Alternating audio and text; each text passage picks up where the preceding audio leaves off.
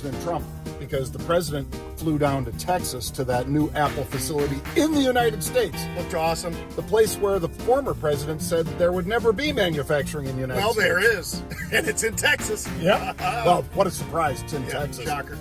Shares are up a little over $1 in the pre-market already today. And we've got some news, Pete, that China has invited U.S. envoys to come on over.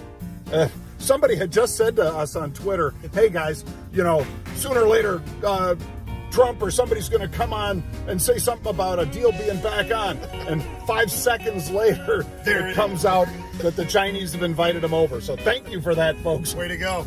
Thumbs up. Nice. Make sure you check out Market Rebellion, folks. That's marketrebellion.com.